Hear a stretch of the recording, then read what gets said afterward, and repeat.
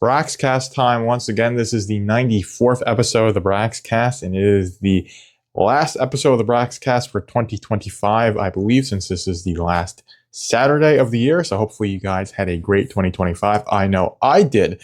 I know the Rippaverse did as well. So I'm going to be going for basically all, if at least not most of the books that were released in 2025, just to reflect on the year in the Rippaverse, because there is quite a bit that has been released for the Rippaverse, and of course there's a lot of stuff that's currently in collection. We're talking about like Rippazine number 5, of course RDD's number 1, the Detention Crew, Grey War Separation number 3, and of course the Cursed and the Black Eyed Club. So there's a bunch of stuff that was released as pre-order collections that's going to be fulfilled pretty soon in the coming months, early 2026. So 2026 is going to be a really exciting year for the Rippaverse as well. That beginning of 2025, there was a whole bunch of stuff that was fulfilled to us, and it seems like 2026 is going to be no different. But without further ado, we're going to start with, I think, one of the first things that we got, basically Bloodroof number 1. And like I said, in 2025, there's a lot of stuff that was fulfilled to us in the beginning, and Bloodroof was really the beginning of this. Of course, this first issue of Bloodroof's ongoing series was written by Jen and Sylvia Saska, and the art was done by Michael Montanet, who of course got the gig by winning the Isom 2 fan art contest. Absolutely fantastic and stellar book. I have reviewed this. It's my most watched video on my YouTube channel. If you're watching this on YouTube, you can watch this review. I absolutely loved it then. I still love it now. And I've talked about this book basically many times since I've read it throughout the year.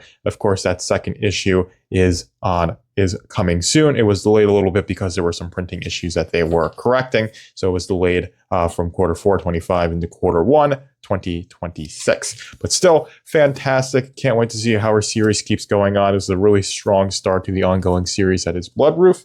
And next we've got two issues of Yaira. So we got Yaira number 2, and then very shortly after we got Yaira number 3. And I liked Yaira number 2.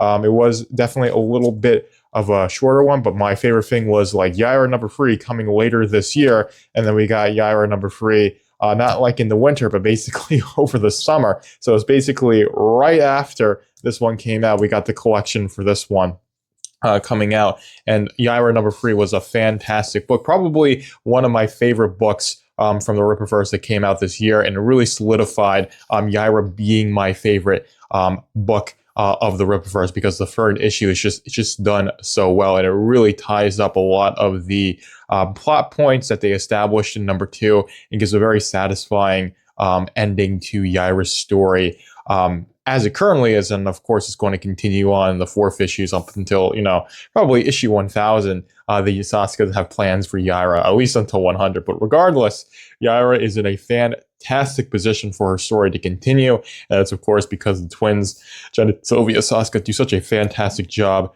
at writing her character. And of course, Deborah Carita and Jay Brown do fantastic work on the art as well. But Yaira definitely was her year, 2025. Number 1 came out in 2024. We all love that one. And of course, we got 2 and 3. We got 2 issues of Yaira that really solidified her story in 2025. And it seems like, Yaira 4 is eventually going to happen, probably sometime in 26. And we also, very excitingly, got the conclusion to the Ill-Advised Dark in Isom number 3. This is, of course, one that fans were waiting for quite a while for Isom number 3. And if you look at how thick the spine is, this is like over 150 pages of art. This is Cliff Richard's best work. Absolutely fantastic. And while it doesn't, it makes you want Isom 4, there's some stuff in Isom 2 that hasn't been exactly explained or gotten into yet. There's a lot about Isom's character that does get explained. I mean, Cliff Richard's art is absolutely fantastic, and Sebastian Chang really does a good job at succeeding Gabe El-Taib in terms of being a fantastic colorist. He does fantastic work in this book, and Cliff does a really bang out job with the amount of art that he has to do for this story. Because like I said, it's like over 150 pages. So the Ill-Advised Dark is very meaty, has a really satisfying conclusion, and it really makes me want that 4th issue of Isom.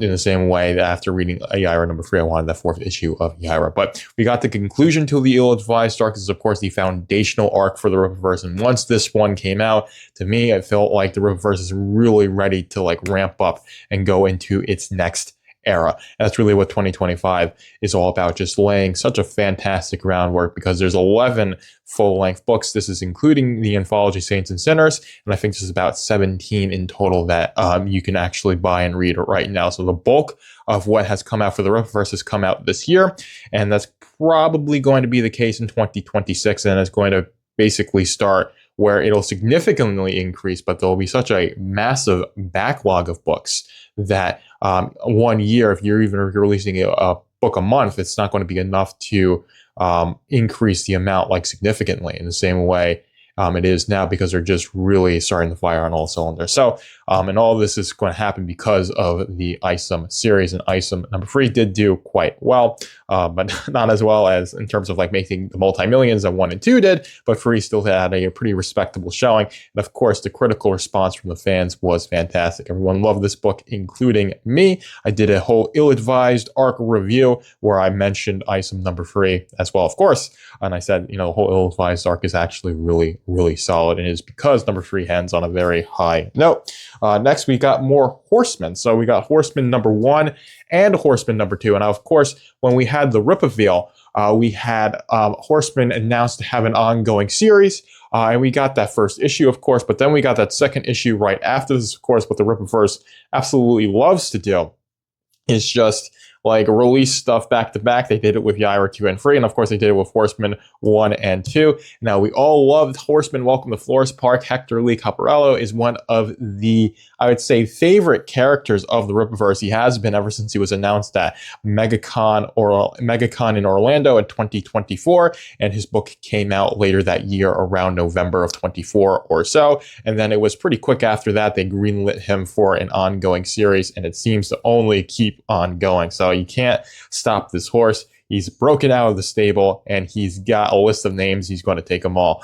Absolutely love these first 2 issues. Chuck Dixon does a fantastic job at establishing him into a position where he can actually be the vigilante from the fallout of Welcome to Florist Park, and then the story just really ramps up in the second issue, which really makes me excited for that third issue, which hopefully we get at least 3 and 4. If we get 2 more issues of this size in 2026, I'll be a happy camper with Horsemen, because, well, I talked about this on the short little live stream I did yesterday with Carol Brown. Very thankful that she gave me her time. Garfield mentioned that like it's actually something that happens comparatively in issue 6. If you're going these first 2 issues and you put in Welcome to Florist Park, you think of that as like the true like issue 0, then it's kind of actually like issue 12, that the big twist that happens at the end of number 2 happens, but it still feels like it's a number 2 in some ways. But still, the amount of content you get from these pages and the amount of story you get, because you got someone like Chuck Dixon who's writing both of these stories, is absolutely insane. And I think doing 2 issues for an ongoing series a year at this length with this amount of story, I think is a really good way to go about it. So Horseman was absolutely fantastic, and is going to continue being fantastic into 2026. So another thing that Chuck Dixon worked on was, of course, the Great War Separation. This was announced in the Rippaverse as well, and we got the first 2 issues of the Great War Separation. This is, of course, going to be a 4-part series. And of course, the 3rd issue of this series is in pre-order. I believe it might have closed. It might be closing out soon. I'm not exactly too sure, but it is still in pre-order. It'll be fulfilled sometime next year. And then I imagine that 4th issue will be fulfilled as well. And then that'll wrap up the Great War Separation with a nice little bow on top. This is done by Jack Herbert for the art. And of course, Chuck Dixon is the writer. Absolutely fantastic. Not the absolute origin of the Rippaverse, but definitely a big foundational event for the Rippaverse, and one of the best places to start for the Rippaverse, because Chuck Dixon has done a lot of writing for the Rippaverse. Jack Herbert's style, I'd say, translates really well to what Cliff Richards does, to what Joe Bennett does, in terms of just like the style that it goes for. There's like this consistency that is basically there for basically all the Rippaverse content that I've seen. The big exception being, of course, the Detention Crew, but that's more like that Archie style for more for kids, where this is more for like, young adults and teenagers going up. Definitely a fantastic origin. And of course, we get this map done by Rennie Draws, which is absolutely fantastic stuff. So I'll zoom in a little bit on it there. And this is like the first page, and it just gives us so much lore, so much action, and you absolutely love to see it. Of course, Chuck Dixon does a fantastic job at bringing the Great War Separation to life, along with Jack Herbert, who ought to be doing a Young Isom series when the Great War Separation concludes. I will, of course, mention that. We also got Zalon, What Kills Must Die, despite the little printing error that got people the code. If you bought it for it was like 30% off. I actually got the Norfolk I wanted off for a pretty steep discount based off of that. But this is, of course, the B cover. I forget exactly. Well, I can then go and see that this was done by Frank Fosco. This is Frank Fosco's cover, probably the best retro cover I've ever seen out of the Rippaverse, which is why it is my reading copy. And this is, of course, the fantastic cosmic story of Zalon, who is just an absolute beast of a character, the most powerful Rippaverse character. This is what the fans have come to the conclusion to. And of course, when you've got Joe Bennett doing the art for this, it just looks fantastic. I was just mesmerized reading this book when I first read it. Basically, just before the summer. It was late spring when this book came out. It was one of the last books I reviewed when I was still living in New York.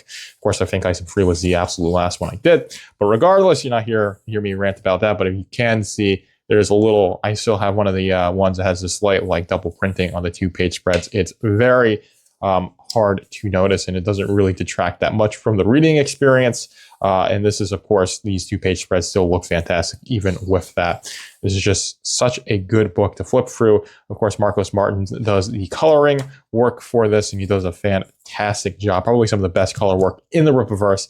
Of course, he's got all these great scenes to depict. But that is Zalon, What Kills Must Die. Hopefully, we do get more. This is still just a one-shot. We haven't gotten any confirmation if this will be a limited or an ongoing series, but with you read some other things in the Rippaverse and you think that Zalon is going to have a role in the Rippaverse, we ought to see a little bit more of Zalon. So hopefully we get at least a limited series, like a 3 to 4 issue limited series would be very, very nice. Now, one of the last books we got fulfilled to us was, of course, Norfolka Glorious Death. This is the origin story for Norfolka, done by Ronald Freire, written by Eric July with Marcos on the colors. And of course, he does fantastic work on the colors. So this is starting off with Volodon's or origin story, because you got basically these Norse gods that are basically warring with each other. You've got the Alfor, you got the Jotunheimel, the Muspelheimel, all these fire, ice, and then you've got basically will be the Aesir, all warring with each other. And then this is going to lead into the conflict, and eventually it's going to lead into him meeting Takari. But just really laying the foundation for how Norfolka meets, rather than going very deeply into an established Norfolka, which I do like, but the payoff is going to be a bit longer, and hopefully we get more Norfolka after the Glorious Death limited series runs its course, because there's just a way too much with Norfolka for it to be only bound to 4 issues, in my opinion. And that was really just proof of where Eric wants to start the story, which I like where he's starting the story, but it just means that we're going to need more Norfolka. And then of the last books that were released, I think just one came out a little bit before, actually, but this is, of course, the anthology. So 6 short stories under the name Saints and Sinners. Of course, you got Will Jordan, Heels versus Babyface, Critical Drinker, Drunk 3PO, and then Eric July and the Saska sisters, all writing stories, and they all do fantastic work. I have reviewed all of these stories. I did the Saints and Sinners review where I went through each one of them. A lot of you people agreed with me. A lot of you people disagreed with me on which one was my favorite. The Underdog is my favorite. That was the short story by the Saskas covering Larry Shungite. And of course, whenever I talk about the Saskas, they are so good at writing short stories. They feel like full issues. And that's one of the reasons why I loved Underdog as much as I did. Of course, I did love Chasing Ghosts. I'm flipping through this one right now. Fantastic art. Of course, you have such a good short, you have such a good story that Az writes, even if there's a lot going on. There's, Cross the Bear. There's, of course, this is The Weight of Restraint by Eric July. And this is, of course, Bone God, which is done by Will Conrad. Probably the best art in Saints and Sinners is from Will Conrad. definitely really ups the quality of the story. Not that the writing is bad, there's just a lot that goes on in Bone God, which I really want like a full like 96 pages of Bone God or so. And of course, we're getting into Underdog, which is done by Cliff Richards. Fantastic. Like I said, it's really the breakout story for me in the Saints and Sinners collection.